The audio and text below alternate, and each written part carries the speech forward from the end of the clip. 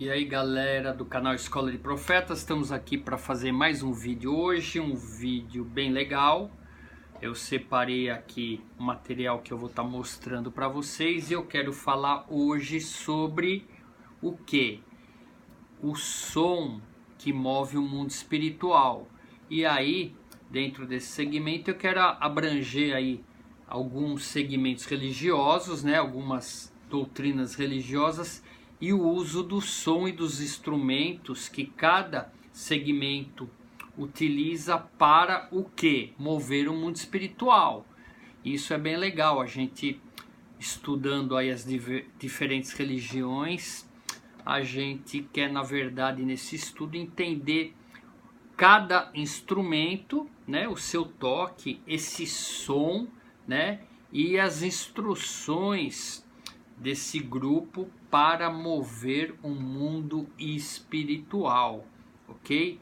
Então, aí dentro do nosso canal, o pessoal que já está acostumado a ver os vídeos, a gente sempre está abordando textos e estudos, né, pertinentes ao judaísmo, né, ao cristianismo e ao espiritismo.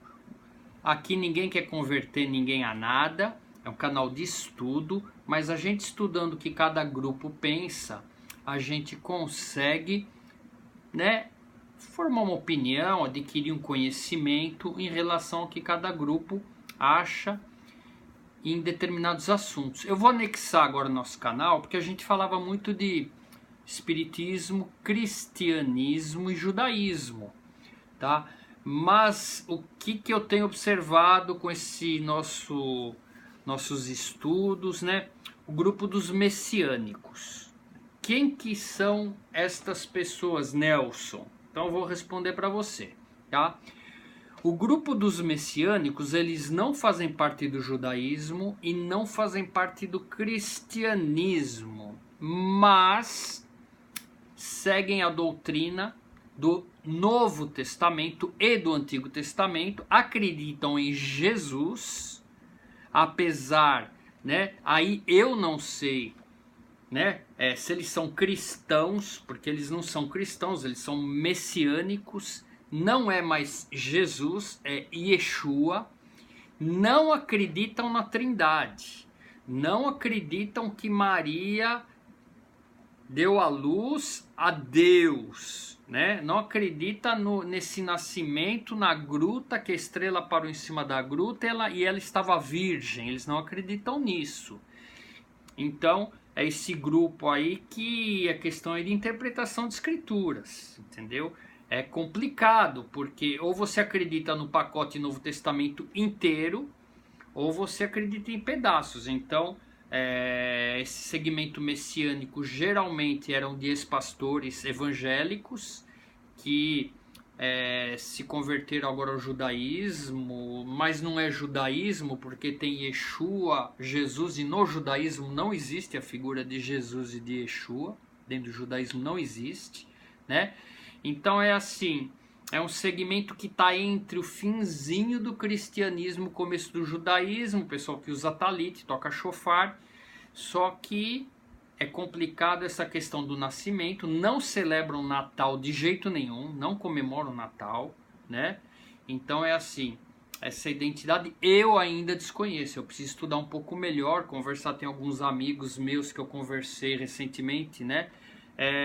Alguns rabinos, a gente vai conhecer aí na internet, tem bastante. Então é uma identidade que eu tenho dificuldade ainda de entender, porque é Jesus dentro do judaísmo, né? E estudando com o rabino ortodoxo dentro do judaísmo não tem espaço para Jesus. Ou é judaísmo ou é cristianismo. Então cristianismo junto com o judaísmo é meio... Isso aí eu não sei o que dá. Porque parte do Antigo Testamento, parte do Novo Testamento, né, se aplica tudo ao apóstolo Paulo, tal. Então, como que fica aquela questão de Yeshua encontrou com o apóstolo Paulo, ele ficou cego, só que esse Yeshua não é o Jesus que nasceu da Virgem, não é o Jesus do Pai, Filho e Espírito Santo, é outro. Então é confuso, então aí é pedaços do Novo Testamento, que é meio parecido com o que Allan Kardec fez, né, no Espiritismo. Ele pegou pedaços do Novo Testamento e fez o Evangelho segundo o Espiritismo. Tem o Sermão da Montanha, tem as passagens de Jesus, tem tudo. Agora, os textos do Novo Testamento que falam fora do meu reino estará quem se comunica com o Espírito, arrancaram fora. Então, pedaços pertinentes à doutrina espírita tá lá, agora pedaços que Jesus falou, não tá. E no messianismo acontece meio parecido, né? Não acredita na Trindade, não acredita no Natal, não acreditam que ele nasceu da Virgem, mas acreditam em Jesus. Eu tenho dificuldade de entender realmente essa ideologia, respeitando todos eles. Não estou falando essa aqui é melhor, essa aqui é pior, tá? Então, dentro dos nossos estudos, a gente vai abordar aí judaísmo, os messiânicos cristãos judeus, não sei que nome dá para isso, os cristãos, aí nós temos os evangélicos, os católicos e os espíritas, tá? Mas o vídeo é sobre o som que move o mundo espiritual, tá? Então, pessoal, eu trouxe aqui, tá comigo, vou mostrar para vocês, é bem legal, tá? Nós temos, vamos começar lá em cima no judaísmo, né? Instituído por Deus no Monte Sinai, o uso do shofar, ó, que bacana. O shofar, pessoal, trombeta bíblica, é feita de chifre de carneiro ou antílope. Chifre feito de carneiro, tá? Ó que bacaninha aqui, ó. Isso aqui é um shofar, tá? Esse shofar aqui até que é um shofar raro porque ele é muito grande e não é comum conseguir fazer um shofar desse tamanho de chifre de carneiro, e ele é bem legal. Esse é o shofar original, instruído por Deus para o povo judeu tocar para mover o mundo espiritual. Então, em Números 10, você vai observar as ordenanças de Deus, né, para que o povo confeccionasse o shofar, instruções de toques, né? Cada toque tem um simbolismo, a gente já falou nos outros vídeos, tá? Então, dentro do judaísmo, o instrumento que move o mundo espiritual é o shofar. Então, esse aqui é o de carneiro, ok? E a gente tem o de antílope, que é mais, chega mais próximo da trombeta, né? Porque o de antílope, ele consegue emitir som muito mais alto. Então, por exemplo, você está no acampamento, você precisa fazer um toque de convocação para os líderes vir até Moisés, tem que usar uma trombeta que o som dela é muito alto, ok? Esse de carneiro, apesar de ser, os dois são shofar, tá? Esse aqui ela não consegue um som muito alto, tá? Então, esse aqui é o shofar, é um instrumento instituído por Deus no Antigo Testamento para o povo judeu. Vou te dar um exemplo. Por exemplo, Números 10, versículo 9, está escrito assim: quando você estiver oprimido e o inimigo estiver te oprimindo, você vai tocar o shofar retinindo. Eu, o vosso Deus, vou fazer menção do seu nome, vou dar ordem aos meus anjos e eu vou te livrar dos teus inimigos. Então isso está em Números 10, versículo 9, você lê, é uma instrução de Deus. Então esse som vai mover o mundo espiritual a favor do povo judeu, tá? Então dentro do judaísmo só existe o shofar para o quê? Ser esse instrumento que tem esse som que é sagrado. Por que que é sagrado? O shofar não é sagrado. Ele é um instrumento feito de chifre de carneiro. Ele não é sagrado. O som que sai dele é sagrado. Por que que é sagrado? Porque Deus instituiu que ao ouvir esse som, o mundo espiritual se movimenta. Então o som é sagrado. Ok? Então dentro do judaísmo a gente tem o shofar, que eu acabei de mostrar para vocês. Ok? A gente já falou no vídeo anterior, dentro do cristianismo, dentro do segmento católico, cristão, dos padres e do Novo Testamento, a Igreja Católica instituiu o sino, ok? Ok? Então você não vai ver padre tocando shofar para convocar ninguém para ouvir o Novo Testamento, ok? Então, para anunciar o Novo Testamento, a Igreja Católica usa o sino, ok? E o sino é também um instrumento que emite um som e move também o mundo espiritual. Então, para se colocar um sino numa igreja, tem todo um ritual que é feito, existe um manual decretado pelos pais da igreja, os líderes da igreja, como fazer, como ungir o sino, né? Então esse sino, dentro daquele manual, tem todas as especificações, né? Do jeito que Deus deixou as especificações de como tem que ser feito o shofar para os judeus, tem todas as especificações dos padres de como tem que ser feito o sino para colocar numa igreja. Então ele é ungido com óleo dos enfermos, é desenhado 7 cruzes nele, e tem todo um ritual que é colocado incenso dentro dele para quando subir aquele cheiro, aquela fumaça dentro do sino. Esse sino, ele está dentro de um cenário que, ao tocar, vai fazer com que as pessoas venham até a igreja para ouvir as instruções do padre e as instruções que estão no Novo Testamento para cristãos, né? Então a gente tem aqui o sino, que é um instrumento espiritual também. E a igreja cristã leva muito a sério isso aqui. Então, se você quer ouvir Novo Testamento, se você quer ouvir cristianismo, o instrumento de convocação das pessoas é o sino, ok? Se você quer ouvir sobre Antigo Testamento, sobre judaísmo, as instruções, né, do judaísmo, você vai encontrar essas instruções só no Antigo Testamento. Não existe no Novo Testamento alguém dando instruções, Jesus dando instruções de como fazer o shofar, como tocar o shofar para anunciar o Novo Testamento, anunciar o Pai, o Filho e o Espírito Santo. Então, o shofar, ele não cabe dentro dessa configuração, ok? Nos messiânicos, que está ali no meio entre o cristianismo e o judaísmo, eu não sei te informar, ok? Porque é apóstolo Paulo, é cristianismo, mas não tem a trindade, não tem o nascimento de Natal, né? A festa não tem. Então eu não sei como que fica isso dentro dos messiânicos que estão com o pé no judaísmo e dentro do cristianismo que seguem o Antigo Testamento, tá? Então, sino eu sei que eles não tocam, agora tocam shofar, né? Então não sei como que funciona isso aí, vou até estudar melhor para poder passar uma informação melhor para vocês, tá? Então a gente já viu o toque do shofar no judaísmo, o toque do sino no cristianismo, e nós temos dentro da Umbanda o berrante, pessoal. Então presta atenção, o berrante, ele parece com o shofar, tá? Mas não é, ok? O berrante, ele é feito de chifre de boi, chifre de touro, ok? O shofar é feito de chifre de carneiro.